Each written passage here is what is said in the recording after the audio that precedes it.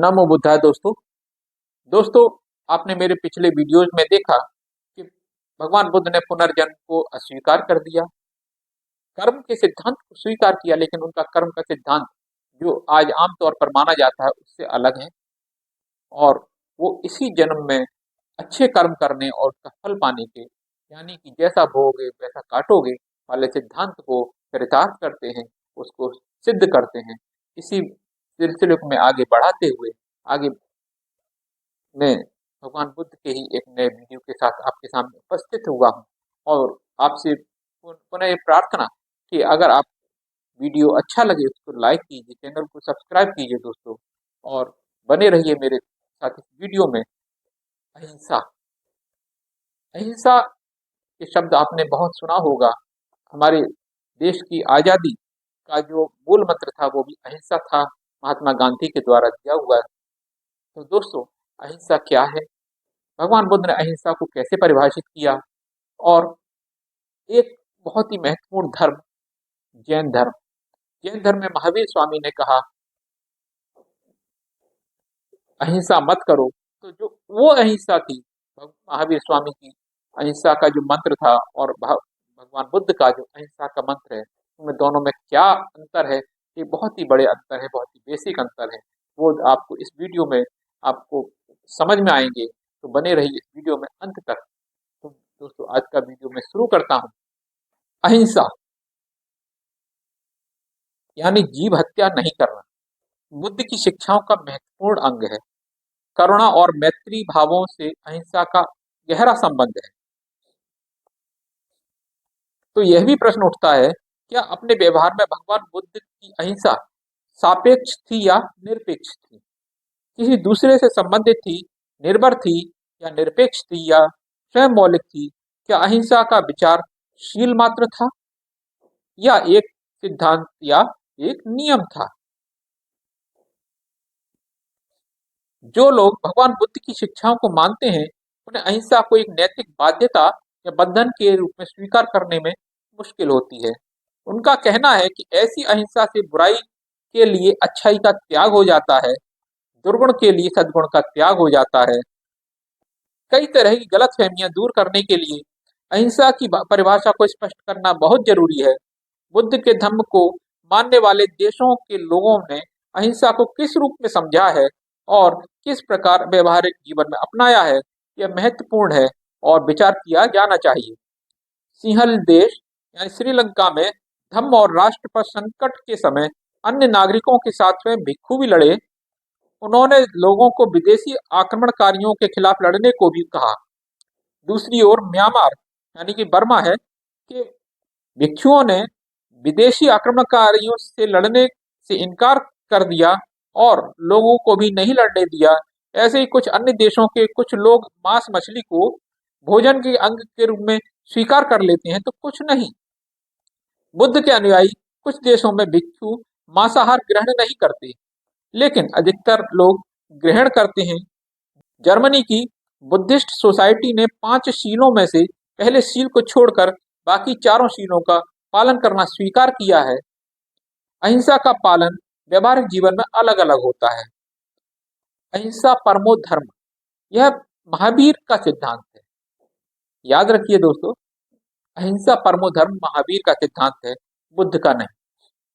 अहिंसा का अर्थ है, भगवान बुद्ध ने कहीं भी अहिंसा की परिभाषा नहीं दी। यदि उन्होंने कहा भी है तो बहुत ही कम अवसरों पर बहुत सावधानी से नपे तुले स्पष्ट शब्दों में यह चर्चा की है कि दैनिक जीवन में अलग अलग परिस्थितियों के अनुसार अहिंसा के विचार के पालन के संबंध में भगवान बुद्ध क्या चाहते थे, यह जानना जरूरी है। पहली परिस्थिति के अनुसार प्रमाण यह है कि भिक्षा के रूप में मांस भी मिल जाए तो भगवान बुद्ध को मांस ग्रहण करने में कोई ऐतराज नहीं था।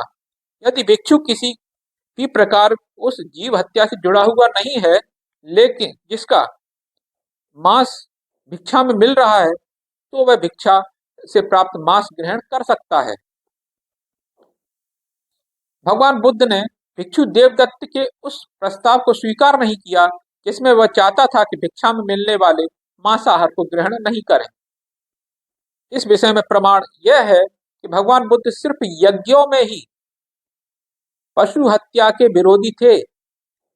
यह उन्होंने स्वयं कहा है, क्योंकि पशुधन ग्रामीण अर्थव्यवस्था का आधार है। अहिंसा परमो धर्म, अर्थात हर हाल में हिंसा नहीं करना, किसी भी जीव को नहीं मारना, एक चरम स्थिति, अति का सिद्धांत है। यह जैन सिद्धांत है, बौद्ध सिद्धांत नहीं। एक और प्रमाण है जो परिस्थितिवश प्रमाण की ओर अपेक्षा सीधा प्रमाण है और जो एक प्रकार से हिंसा की परिभाषा दी है। बुद्ध ने कहा, सबसे मैत्री रखो ताकि तुम्हें किसी प्राणी को मारने की इच्छा ही न हो। यह अहिंसा के सिद्धांत को बताने का सकारात्मक ढंग है। इससे लगता है बुद्ध का अहिंसा का सिद्धांत यह नहीं कहता मारो नहीं, बल्कि यह कहता है सभी प्राणियों से मैत्री भाव रखो। दरअसल भगवान बुद्ध जीव हत्या की इच्छा और जीव हत्या करने की जरूरत में फर्क बताना चाहते थे। जहां जीव हत्या करने की जरूरत थी, वहां उन्होंने जीव हत्या करना मना नहीं किया। स्वयं, परिवार या देश की सुरक्षा के लिए यदि हिंसा की जरूरत पड़े तो उन्होंने हिंसा को जायज बताया। उन्होंने वैसी जीव हत्या के लिए साफ मना किया जहां सिर्फ जीव हत्या करने की इच्छा से की गई हो। इसका साफ समझ लेने के बाद अहिंसा के बौद्ध सिद्धांत के बारे में कहीं कुछ गलतफहमी या संदेह बाकी नहीं है। यह पूरी तरह से खराब व्यवहारिक और नैतिक सिद्धांत है। इसमें कोई शक नहीं कि बुद्ध ने यह व्यक्ति पर ही छोड़ दिया कि परिस्थिति के अनुसार वह स्वयं देखें कि निर्णय लें जीव हत्या की जरूरत है अथवा नहीं। व्यक्ति के अलावा और किस पर यह निर्णय छोड़ दिए जाने का अधिकार हो सकता है, क्योंकि हर व्यक्ति के पास बुद्धि है, प्रज्ञा है, जिसका उपयोग करना चाहिए। वह सदाचारी नैतिक व्यक्ति पर यह विश्वास किया जा सकता है कि वह सही गलत की पहचान कर जीव हिंसा का निर्णय ले सकेगा। ब्राह्मणी धर्म में जीव हत्या करने की इच्छा का सिद्धांत है। जैन धर्म में जीव हिंसा किसी भी दशा में नहीं करने का सिद्धांत है। भगवान बुद्ध का सिद्धांत उनके मध्यम मार्ग के अनुरूप है, अर्थात बुद्ध ने शील और नियम में फर्क किया है। उन्होंने अहिंसा के विचार को नियम नहीं बनाया, बल्कि उन्होंने इसे एक सिद्धांत या जीवन जीने का मार्ग माना है। हालांकि ऐसा करके भगवान बुद्ध ने बहुत बुद्धिमत्ता पूर्व और प्रज्ञा से भरा विचार दिया है। बुद्ध ने अहिंसा को एक शील माना है जो व्यक्ति के मानने के लिए बाध्य नहीं करता, बल्कि सभी के भले के लिए इस मार्ग पर चलने की सलाह देता है। जबकि कोई नियम व्यक्ति को स्वतंत्रता नहीं देता, या तो व्यक्ति को नियम तोड़ना पड़ता है या फिर नियम व्यक्ति को तोड़ देता है। तो दोस्तों, कितना अच्छी तरह से भगवान बुद्ध ने समझाया अहिंसा क्या है। अहिंसा जहां जरूरत हो वहां अहिंसा करने की जरूरत नहीं है, वहां हिंसा की जा सकती है। अपनी रक्षा के लिए, अपने परिवार की रक्षा के लिए, अपने देश की रक्षा के लिए हिंसा को किया जा सकता है, ऐसा भगवान बुद्ध ने कहा। जबकि जैन धर्म में अहिंसा किसी भी सूरत में बर्दाश्त नहीं है, और हिंदू धर्म में तो हिंसा की जा सकती है, उसका जो है प्रमाण मिलते हैं और इसका जो है अ, अनुमति दी गई है। तो दोस्तों, आपके दिमाग में क्लियर हो गया होगा कि भगवान बुद्ध मांसाहार को भी जरूरत पड़ने पर करने के लिए अनुमति देते हैं, लेकिन सिर्फ इसलिए हिंसा नहीं की जानी चाहिए जो हिंसा करने की इच्छा है। तो दोस्तों, कैसा लगा वीडियो? आपको अच्छा लगा हो तो लाइक कीजिए, चैनल को सब्सक्राइब कीजिए, और मिलता हूँ अगले वीडियो में। तब तक के लिए नमो बुद्धाय।